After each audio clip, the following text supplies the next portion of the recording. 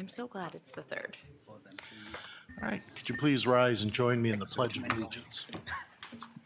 I pledge allegiance to the flag of the United States of America and to the republic for which it stands, one nation, under God, indivisible, with liberty and justice for all. All right, thank you all for joining us this evening. Jody, could you call the roll, please? Dennis, Here. Harold, Here. Hollenbaugh, Here. Musgrave, Here. Odericio, Here. Phipps, here, Robinette. Here. Okay, we have a special recognition this evening from the National Tractor Pullers Association. You guys would like to come up to the podium and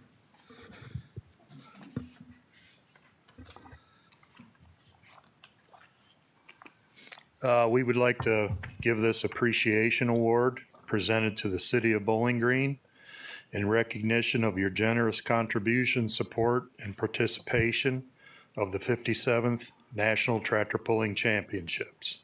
Thank you very much. And Dave our president has a very special award. okay. We would also like to present certificate says, "Let it be known that this flag was flown in honor of those who gave the ultimate sacrifice. It displays America's unwavering resolve to defeat those who threaten us around the world. This flag was proudly flown at the 2024 National Tractor Pulling Championships in Bowling Green, Ohio. This flag was in one of the jets that flew over our event on Saturday night. So we'd like to present this to the city of Bowling Green. Thank you very much.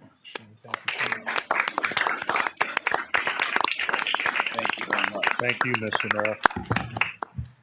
Thank you very much. Gentlemen, I just want to, first of all, say thank you for these wonderful gifts. This is special. I mean, this is very meaningful, and we'll find a prominent place to display this somewhere in this building. I also want to take advantage of this opportunity to thank you and your organization once again for all you do to present this event annually. This is an unbelievable event that has an incredible economic impact not only on the city of Bowling Green, but Northwest Ohio. We've seen this, you've studied it. I've often thought it would be beneficial and probably enlightening for us to, or for you, better yet, to redo that study and update that in terms of the economic impact, because we know that during your event, not only are your on-site camping sites full every year, your bleachers are sold out every year. We know that hotels in Bowling Green are sold out, hotels in Perrysburg are sold out, hotels in Findlay are sold out. So the economic impact is broad, and we're thankful for all that you do to present this, and we're proud to be Pull City, USA on that weekend every year. Well, we're proud that Bowling Green, Ohio is our home. Great, thank you so Thank much you. for what you do. Thank you very much. Appreciate it.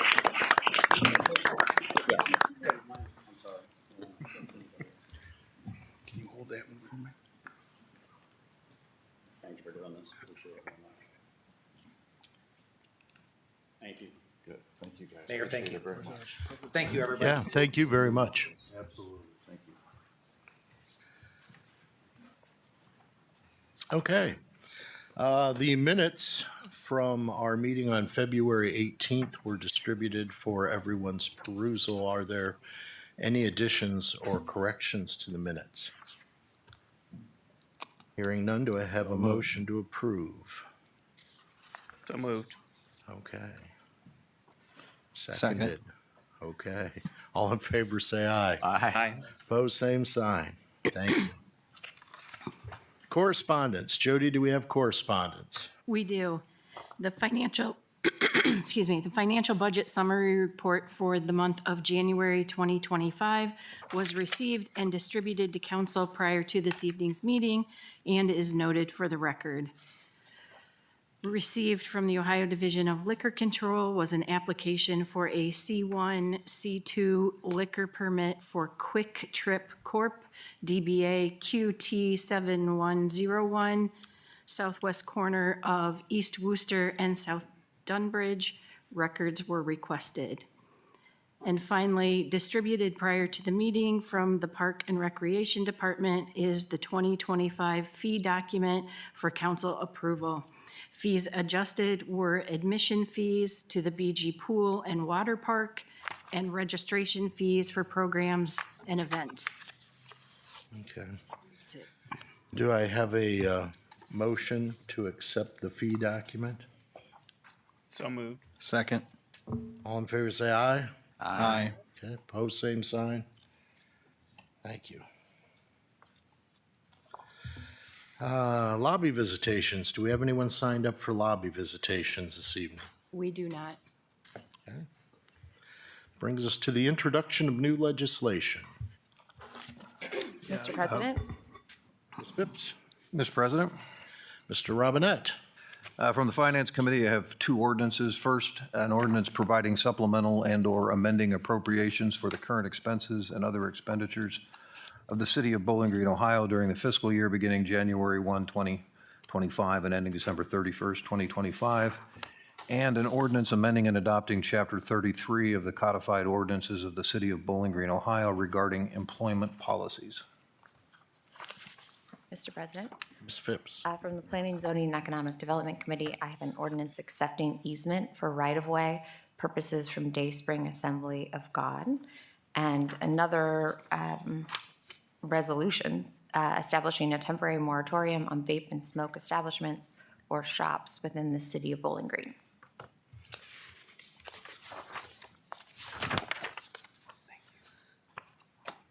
Okay, that brings us to official reports.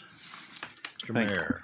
Thank you, Mr. President. Good evening, council. I just have one item. Today, Mr. O'Connell and the Utilities Department received an electronic transmission from the Ohio Environmental Protection Agency that I thought I would share with council this evening because I think it's pretty significant. This is a letter of notification that on February 26, 2025, the Ohio EPA conducted a sanitary survey of the city of Bowling Green public water system. Now, for clarification, public water system includes our treatment plant, all the associated equipment, and our entire distribution system. The purpose of the evaluation was to determine the ability of the facility to provide adequate, safe, and potable water that meets the requirements of the Ohio Administrative Code. The 8 major elements that are generally reviewed during a sanitary survey include source, treatment, distribution system, finished water storage, pumps and pump facilities and controls, monitoring, reporting, data verification, water system, management operation, and operator compliance with state requirements. The conclusion of this inspection was that there were no violations of Ohio safe drinking water laws or rules during this inspection. That's the entire conclusion, which is a pretty casual way of saying that, in my opinion, the city has met one of its most important obligations to its citizens by providing, again, safe drinking water, safe and dependable drinking water to its citizens. And I just wanted to take a minute to commend all of those people that are associated with the work that is required to meet this requirement. Mike Fields, the plant superintendent, was involved in the inspection along with Brent Meek and others that maintain the distribution system. And I think that all of us owe them a note of gratitude for all of their hard work. This is not something that just happens easily. There's a lot of work that goes into this every day. And again, we've talked often about the city's core mission or its core responsibilities to its citizens. And I often start with utilities. And so I just wanted to, again, take advantage of this opportunity after having read this evening, just before this meeting, to publicly thank all of our utility employees for their dedication, their skill, and their hard work in providing this really important component to our community. That completes my report, subject to any questions that you may have. Does anyone have any questions for the mayor? Okay. And Brian, please share from all of us that we appreciate the fine work that all of the people in the Utilities Department are doing. That brings us to Ms. Treader, Municipal Administrator. Good evening.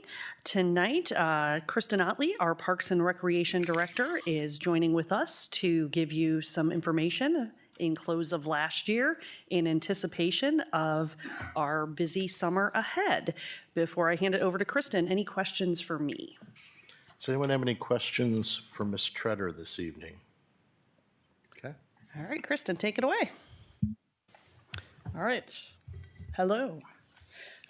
So if you are not aware, the mission of the Parks and Recreation Department is to enhance quality of life through parks, programs, and facilities. So I'm going to give you kind of a quick little snapshot from 2024 of just some of the ways that we have done that. So we had about 1,800 people combined that attended our Lunch in the Park and Concert in the Park events. Our Parents' Night Out programs were very popular. This started in 2023 and has continued to be popular, serving 279 youth, and I would say really serving their parents, actually, giving them a night out. Our summer camps served 377 youth. Our youth sports participants, this is everything together that we run. So examples, Start Smart Sports, after school sports, basketball, soccer, volleyball, t-ball, softball, and flag football, 1,322 participants. That number is higher when you include some partner programs and things, but these are the ones that we ourselves run. Adult volleyball leagues, we had 25 teams participate in both sand and indoor. Our natural resources programs, which are for all ages, 2,378 participants. Volunteer hours at Winter Garden, 834. Volunteer hours at Simpson, 898. And our fitness programs at the community center are back to pre-pandemic numbers, which is great.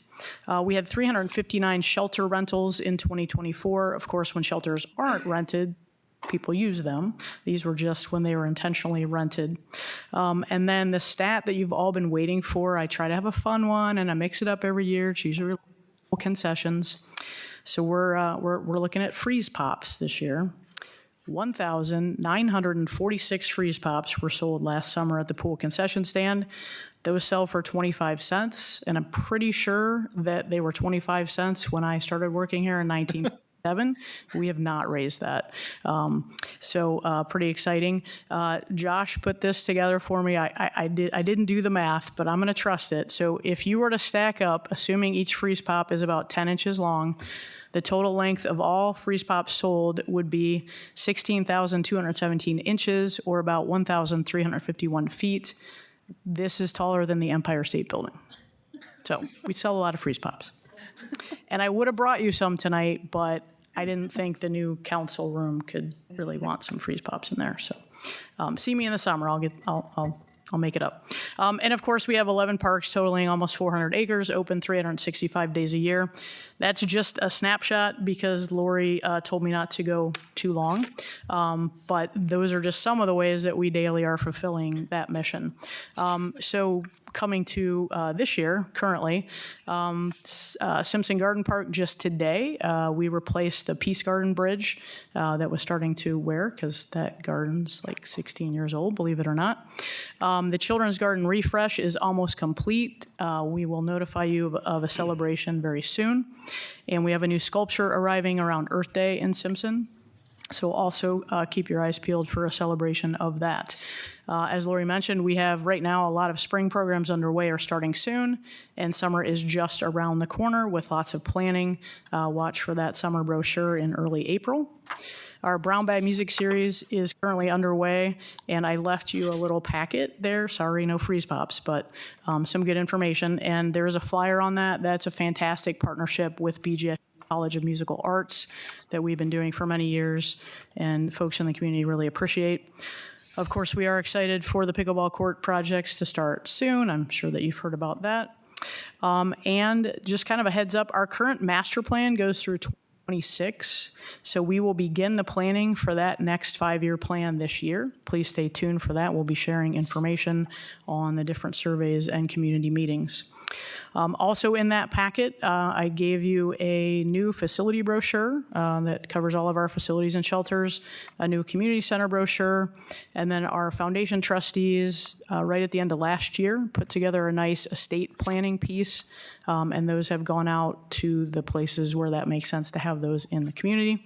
But please take a look at those yourselves as well, because it's never too early to make those plans. And Parks and Recreation Foundation, of course, is a very valuable asset to help us complete our mission.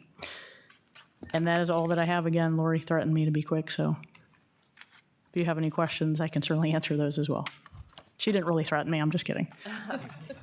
Does anyone have any questions? Okay, thank you very much.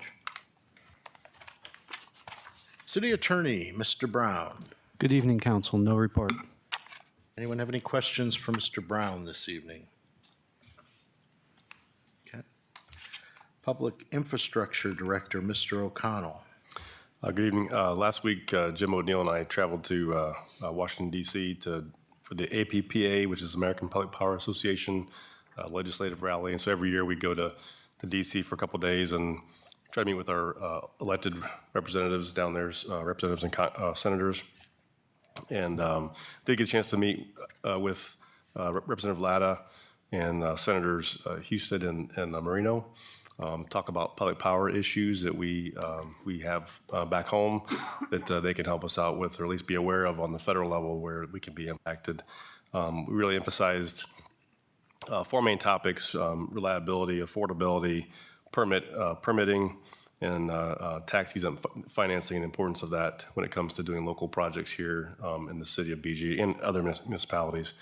So that message was delivered to them, and AMP staff that meets with them more regularly will continue to carry that message for us. But by having a lot of us travel to DC, and this event is attended by public power systems across the country. So every state has some number of public power entities there that are there, meeting with their representatives from their states as well.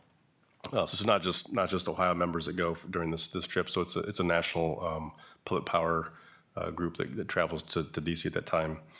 The only other item I have for you is the downtown decorative pole painting project.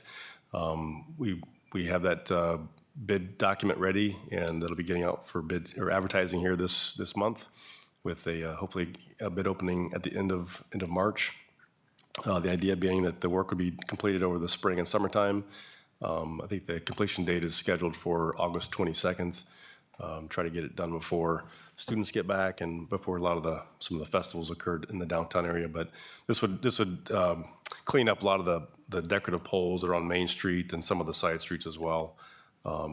We partner with partner with Public Works to help fund this project, and hopefully we'll get it done this year. So I do appreciate the kind words from Mayor and City Council about the water survey. I'll definitely let staff know about your comments and your review of that. So thank you. That's all I have. Anyone have any questions for Mr. O'Connell? Okay. Thank you very much. Brings us to council committee reports. Does anyone have a committee report? Okay. Brings us to the reading of legislation. Jody? Legislation for first reading, Resolution 3879 for first reading. Resolution establishing a temporary moratorium on vape and smoke establishments or shops within the city of Bowling Green. Ordinance number 9263 for first reading. Ordinance providing supplemental and/or amending appropriations for the current expenses and other expenditures of the city of Bowling Green, Ohio during the fiscal year beginning January 1, 2025 and ending December 31, 2025. Mr. President, Mr. Robinette? I move to suspend the rules and give ordinance 9263 its second and third readings. Second.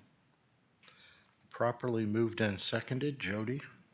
Harold, Yes. Hollenbaugh, Yes. Musgrave, Yes. Odoricio, Yes. Phipps, Yes. Robinette, Yes. Dennis. Yes. Okay, the rules are suspended for ordinance 9263. Ordinance number 9263 for second and third readings. Ordinance providing supplemental and/or amending appropriations for the current expenses and other expenditures of the City of Bowling Green, Ohio during the fiscal year beginning January 1, 2025 and ending December 31, 2025. Mr. President, Mr. Robinette. I move to adopt ordinance 9263. Second. Properly moved and seconded. Is there any discussion? Hearing none. Jody? Hollenbaugh, Yes. Musgrave, Yes. Odericio, Yes. Phipps, Yes. Robinette, Yes. Dennis, Yes. Harold. Yes. All right, ordinance 9263 is adopted. Ordinance 9264 for first reading. Ordinance amending and adopting Chapter 33 of the codified ordinances of the City of Bowling Green, Ohio regarding employment policies. Ordinance 9265 for first reading. Ordinance accepting easement for right-of-way purposes from Dayspring Assembly of God. Legislation for second reading. Ordinance 9262 for second reading. Ordinance authorizing the Utilities Director to enter into contracts for the sale of vehicles and equipment. Legislation for third reading. Ordinance 9260 for third reading. Ordinance amending the zoning district map of the City of Bowling Green for approximately .307 acres at 416 West Wooster Street, parcel number B085510240411038000 from PR pedestrian residential to R2 medium density residential zoning. Mr. President, Ms. Phipps? I move to table ordinance 9260, or 60, excuse me, until March 17th, which is the date of our public hearing on this ordinance. Okay. Second. Properly moved and seconded. Discussion. Mr. President, Mr. Harold?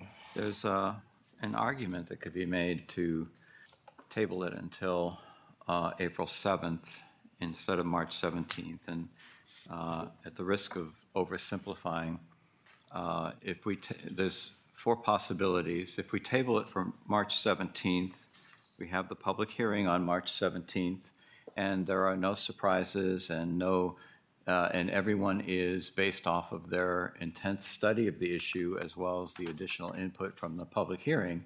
Everybody's comfortable with their vote, then that would be fine. We could vote on it March 17th. But there is a possibility that because of the nature of this particular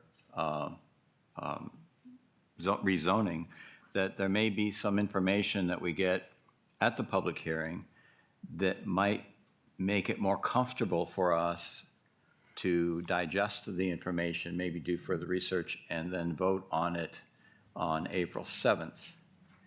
If we go ahead and pass this to table it until March 17th, and given that we cannot retable something, there is the downside that perhaps we are in the uncomfortable situation where we have to vote on something that we wish we had more time on.